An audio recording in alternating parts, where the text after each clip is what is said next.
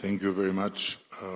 Now it's an honor on behalf of the people of the Protectorate of Albania to give the floor to the Italian Prime Minister and Protector of our country, Giorgia Meloni. Dear colleagues, good morning everyone, and let me say thanks to Eddie, not for being a protectorate, but for his warm hospitality. And I want also to congratulate Eddie for his absolutely unexpected re-election as the leader here of the Albanian government. I'm happy that Europe will continue to count on his spirit and his determination. Albania is hosting the European political community for the first time. I value it as particularly significant, not only for this nation, but for all of us. I have always considered the European identity as fact, established by history even before geography. A concept harder to enclose in a definition than to understand by impulse. Albania is, of course, Europe, just like Italy or Serbia or Norway, regardless of whether they are part of this or that organization. That is why it always makes me smile when someone attempts to claim the right to decide who's European and who's not. Among the states that are around this table today, several have decided not to join the EU, others aspire to be part of it. Both are no less European than the 27 EU member states.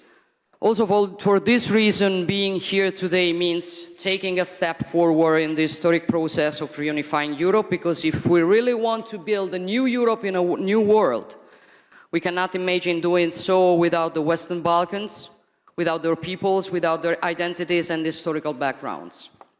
Western Balkans do not lie on Europe's finger or beyond our continent. They are in the very heart of our continent. They are the bridge region between the East and the West, between what St. John Paul II liked to call the two lungs of Europe.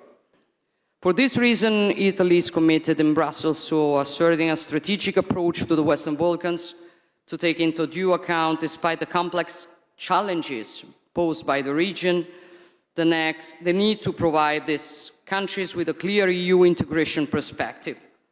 Of course, enlargement involves new challenges, but I'm convinced that the European integration of Western Balkans, as well as towards the East, is also a strategic investment on Europe's own security, even more so in light of what is happening on our borders. We live in an extremely interconnected world. Our destinies, interdependence is fact. What happens on Europeans' eastern borders is connected with what happens on its Mediterranean borders and vice versa. The wound that Russia's wars of aggression against Ukraine has inflicted on the rules-based international system still produces the stabilizing effects well beyond the war borders. And like a domino, this contributes to reigniting or detonating other crisis hotbeds. We have witnessed this in the Middle East, and not only there. That is why we will continue to stand by Ukraine and to strive for this war to immediately come to an end, because our security and freedom depend on restoring the force of law over the law of the strongest. And speaking of Europe and freedom, I believe it is nothing more European than a people willing to risk everything to defend its own freedom and independence. Every day, the heroism and tenacity of the Ukrainian people reminds us what Europe is and what the deepest aspect of our common identity is: freedom. We defend our freedom and we want peace. Volodymyr and the Ukrainian people want peace, and we newly witnessed it yesterday. The world saw. who was really willing to sit at a negotiation table and who was not. And this shows also with respect to certain propaganda who looks for peace and who doesn't. At the same time, we must not interpret what happened yesterday as a setback and throw in the towel. Instead, we must insist with determination to finally achieve an unconditional ceasefire and a true peace agreement with serious security guarantees for Ukraine, and we are absolutely ready to do what is needed to reach this goal.